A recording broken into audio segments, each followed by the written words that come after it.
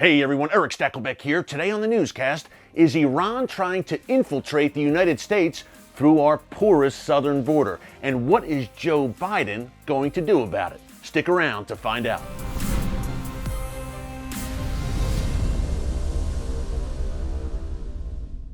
Hey folks, Erick Stakelbeck here. Welcome to the Watchman Newscast. 11 Iranian nationals arrested by Border Patrol agents after crossing into the United States illegally from Mexico. Who were they? Why were they here? And should we be concerned? We've got all the breaking details for you on this story, but before we get into it, I just want to encourage you to subscribe to the Watchman News channel right here on YouTube and click the notification bell so you get alerts every time a new video is posted. We are coming to you now, starting today, 5 days a week, Monday through Friday. Maybe we'll even mix a weekend update in there for you as well, bringing you the kind of cutting edge, timely information that you will not hear anywhere else, certainly not in the mainstream media. They paid very scant attention to this very important story that we are sharing with you today. Folks, call me crazy.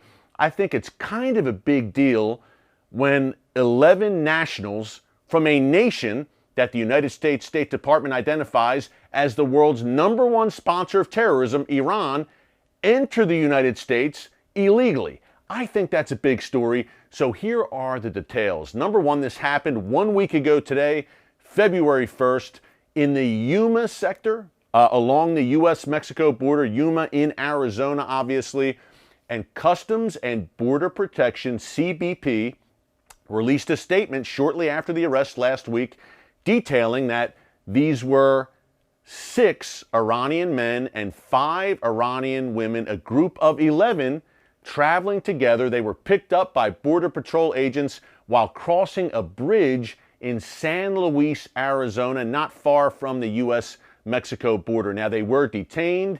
We don't have any of their names. Again, scant details. We don't have names yet. We do know 6 men, 5 women. We know they were detained. I assume they're still detained and being questioned as to why they are here. But Customs and Border Protection found this important enough to release a statement about it, and they shared that in that Yuma sector, these 11 were among 14 Iranian nationals who've been apprehended so far in 2021 alone. We're only a little over a month into this year, right? 14 Iranian nationals already in under a month and a half apprehended in just that Yuma sector. That's not even counting Texas and elsewhere along the U.S.-Mexico border. Now, in the year 2020, there were 8 Iranian nationals apprehended who entered the U.S. illegally from Mexico, apprehended in that Yuma sector by Border Patrol agents. So we've already increased the numbers by 6 in 11 months less time in 2021. Why the uptick? And why a group of 11 Iranians crossing into the U.S. illegally? Hey folks, look, I hope these were just folks. Iran obviously is living under a wicked regime right now. We detail it for you on a regular basis here on the Watchman Newscast. I hope that these folks were just desperate Iranians trying to find a better life here in the U.S., that they weren't up to anything sinister, but it raises alarm bells for a few reasons, a few obvious reasons. And again, we don't know who they were exactly. We know they were Iranian nationals. We don't know why they were here yet. We hope to get more information on that for you. When we do, we will share it with you. But this is why we should be concerned. I think there's 2 pieces here. Number one, Iran and its proxy Hezbollah trying to infiltrate the United States. There is a disturbing track record there, the U.S. and Latin America. And number 2, the Biden administration's border security and immigration plans. So let's start with the first piece to it, Iran, Hezbollah, and their track record here in the Western Hemisphere. Number one, we know that Hezbollah, which is Iran's stalking horse, it's its most dangerous, its chief proxy, has external operations throughout the world. Yes, they are based in southern Lebanon at Israel's doorstep, but Hezbollah has a presence basically on every continent other than Antarctica, and that includes South America and also into Central America and into Mexico. Now, the most obvious case of Hezbollah entrenchment here in the Western Hemisphere is in an area called the Tri-Border Area, or TBA. It's where Brazil, Argentina, and Paraguay meet. And it's a lawless area with all sorts of illegal activity. There have been reports for years that Hezbollah uses this lawless situation there in the tri-border area to raise money. They're involved in drug trafficking, smuggling, all sorts of illicit activities there in South America, and then they ship the funds back to Lebanon, to the mothership, to their home base, to fund terror operations. So number one, we have the tri-border area of South America. Number two, there have also been persistent reports that Hezbollah has worked with drug smuggling gangs near the U.S.-Mexico border.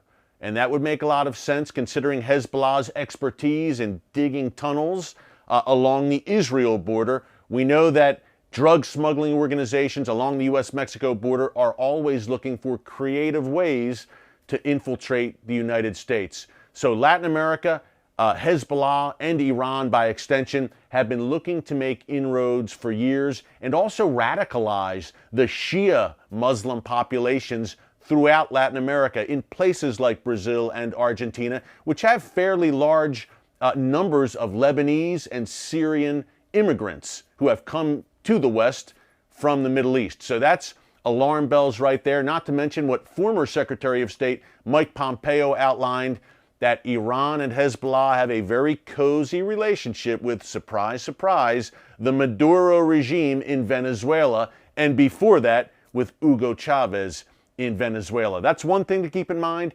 Here's a second thing. Back in 2012, the former chairman for the Homeland Security Committee, New York Congressman Peter King, said that he believed that there were hundreds, if not thousands, of Hezbollah agents, or sleepers, I guess you would say, here in the United States. Now, that was the chairman of the Homeland Security Committee. He testified that at least hundreds are here in the U.S. conducting surveillance, and we have concrete proof of that. It's not just bluster from former Congressman Peter King, folks.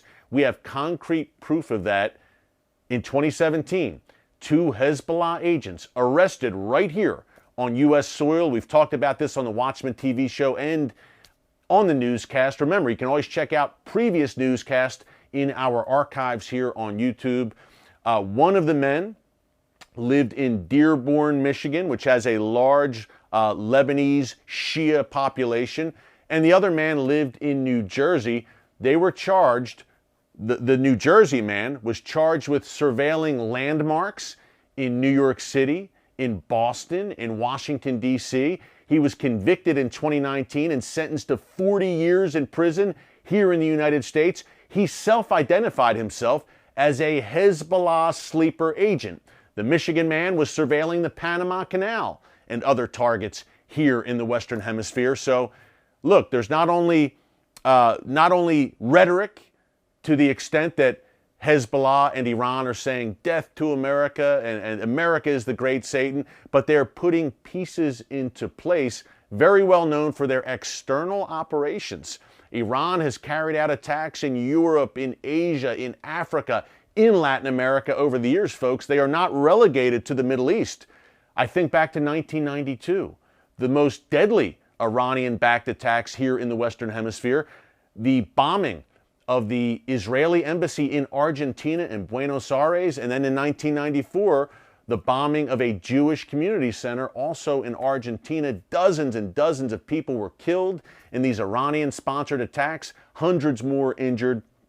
So we should be cognizant, be aware that Iran, again, is not limited to the Middle East, the reach of their operations and their tentacles, and that they do have a presence here in the West, and that as tensions increase between Iran and the United States, these agents can be put into place. That's not alarmism, it's not scare tactics, it's not sensationalism. Folks, it's fact. Not only did we have the former Homeland Security Committee chairman testifying this, but we've actually had the arrests here on U.S. soil of Hezbollah sleeper agents surveilling U.S. targets, not to mention a few years ago in Charlotte, North Carolina, a major smuggling ring broken up, again involving Hezbollah. Now, key point, As with the tri-border area that we mentioned, Hezbollah usually is engaged in fundraising here in the Western Hemisphere, but God forbid their agents ever went operational here. So we need to keep a very close eye on that and a close eye on the U.S.-Mexico border. Before we go here, just a quick reminder. President Biden is pretty much overhauling President Trump's very effective immigration policies. Number one, obviously, on his first day in office on January 20th, he stopped construction of President Trump's border wall along that southern border.